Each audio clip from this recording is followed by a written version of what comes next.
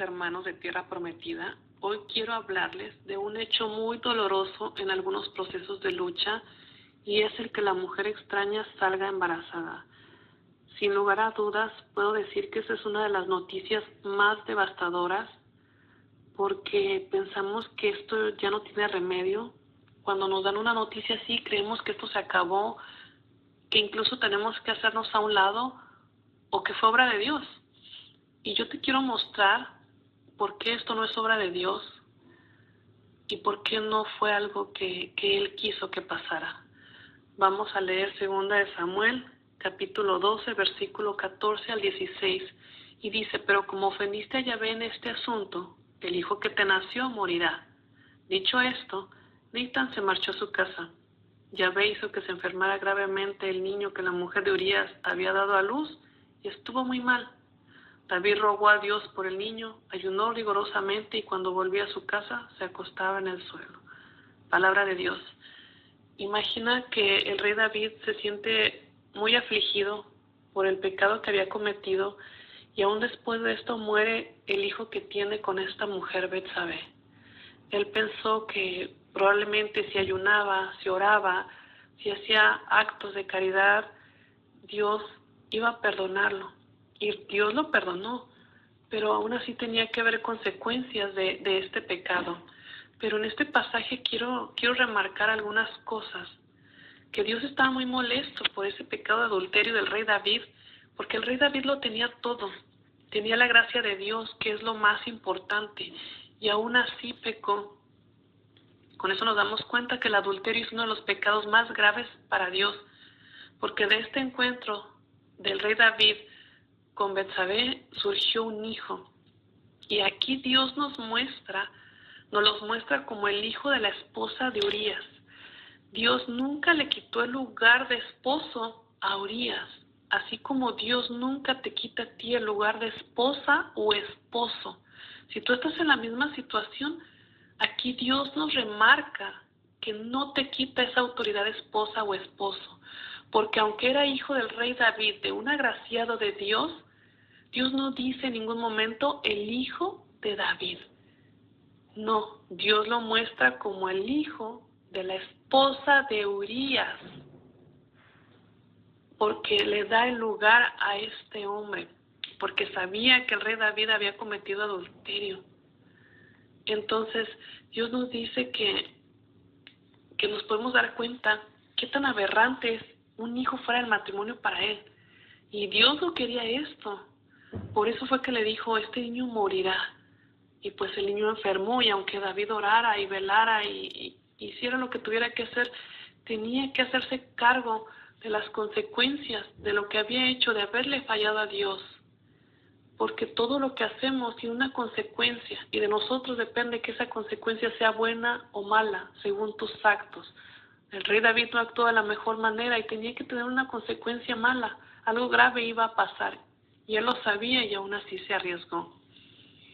Entonces, pues aquí Dios nos deja saber claramente que un hijo no es un pacto de unión, que un hijo realmente pues no une más a una pareja, tampoco significa la unión de dos almas, ni es un pacto de amor fuera de la gracia de Dios. Entonces, ¿por qué nosotros como luchadores nos confrontamos tanto? ¿Por qué creemos que eso unirá más a la mujer u hombre extraño con nuestro cónyuge?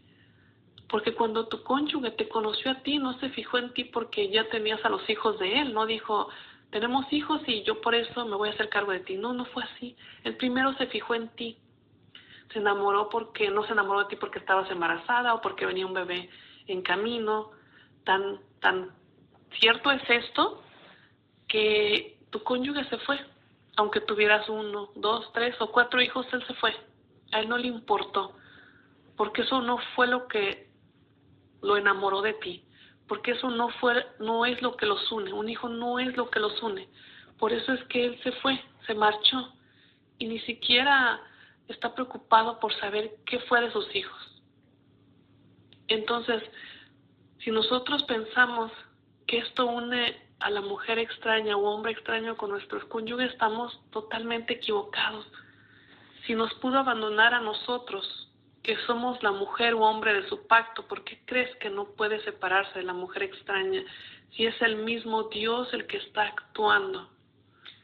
Cuando tu cónyuge te conoció, se enamoró de ti por quien eres, por tu manera de ser, por tus ojos, por tu pelo, por tus chinos, tus gestos, en fin, se enamoró por 1000 razones. Y por esas razones él quiso tener bebés contigo, por eso los dos quisieron tener hijos, porque bien o mal tú ves a tus hijos, tú ves a tu cónyuge en tus hijos. Tú dices, mira, tiene tus ojos, mira qué bonito tiene tus chinos, tiene tu boca. Te recuerdan a tu cónyuge de cierta manera. Por eso fue que ustedes decidieron tener bebés, porque bajo la gracia de Dios vinieron por amor estos hijos. Entonces, antes de que tus hijos existieran, ustedes ya se amaban, ustedes ya habían pactado con Dios. Los hijos vinieron después como fruto de este amor, pero fuera de este pacto matrimonial, se puede decir que un embarazo es solamente un producto de una relación sexual, de un adulterio, de una violación o hasta de una inseminación artificial. Y esto pues no une a dos personas, ¿verdad? Imagina decir que un hijo por una violación es una bendición y esto los unirá mucho al violador y a la víctima. Se escucha muy aberrante, ¿verdad? Pues es lo mismo con los hijos fuera del matrimonio. Para Dios es una aberración, porque es una violación a las leyes de Dios. Se salieron fuera del plan de matrimonio y están en pecado al engendrar un bebé que no tendrá culpa del pecado de sus padres. Dime, ¿qué bendición puede haber en no hacerle caso a Dios? Recuerda que los labios de la mujer extraña destilan miel, pero el final será amargo como el ajenjo. Entonces nada bueno puede salir de esto. ¿Por qué nos confrontamos tanto cuando se nos ha confirmado que esto no es lo que Dios quería? Son errores que cometemos, nos cegamos totalmente espiritualmente, nos perdemos, nos hacemos pródigos, sufrimos un secuestro espiritual, una ceguera espiritual, como le quieras llamar, pero no es algo que Dios quería. Hay que orar mucho por estos bebés para que puedan encontrarse en una familia que los ame como verdaderos hijos de Dios. Y recuerda que antes de todo esto tú hiciste un pacto con tu cónyuge. No importa lo que pase allá en el mundo perdido del pródigo. Y para los que no tienen el sacramento, sigue orando, porque este será un regalo que Dios te dará. Me despido de ustedes, queridos hermanos en Cristo, esperando que realmente esto haya sido de bendición, que este tema te haya dado esperanza si es que tú estás pasando por esto, porque nada, absolutamente nada va a detener tu restauración matrimonial si es que Dios ya te lo prometió de esa manera. Hasta luego, queridos hermanos.